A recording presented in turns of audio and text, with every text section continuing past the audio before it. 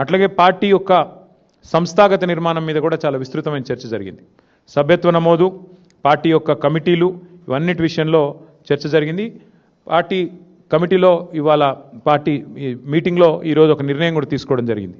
రాష్ట్ర వ్యాప్తంగా ఉన్న అన్ని కమిటీలు ఎక్సెప్ట్ స్టేట్ కమిటీ మినహా అన్ని కమిటీలను కూడా ఈరోజుతో రద్దు చేయడం జరిగింది.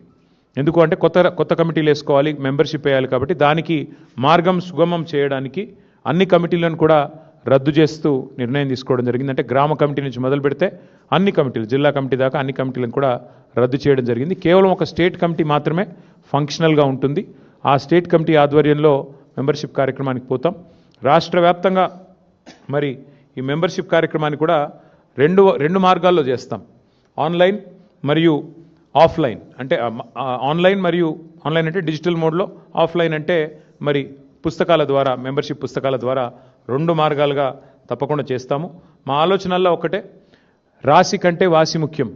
అందుకే ఎంత సభ్యత్వము, ఎన్ని లక్షలు అన్న దానికంటే కూడా మరి ఎంత క్వాలిటేటివ్గా మనం మెంబర్షిప్ చేయాలి, తెలంగాణకి ఒక రక్షణ కవచంలాగా ఎట్లా మన కార్యకర్తలు, మన నాయకత్వం నిలబడాలి అనే ఆలోచనతో మరి వారిని కేవలం మెంబర్షిప్ చేయడమే కాకుండా, మెంబర్షిప్ జరిగిన అనంతరం కమిటీల నిర్మాణం మాత్రమే కాకుండా ఆయా కమిటీలకు మరి మొత్తం ప్రతి నియోజకవర్గంలోని మరి ముఖ్యమైన కార్యకర్తలందరికీ కూడా శిక్షణా తరగతులు కూడా, నాయకత్వానికి అట్లాగే మరి కార్యకర్తలకు కూడా శిక్షణా తరగతులు పెట్టాలనే నిర్ణయం కూడా తీసుకోవడం జరిగింది. షెడ్యూల్ మొత్తం కూడా మీకు తొందరలోనే వెల్లడిస్తాము. ఎందుకంటే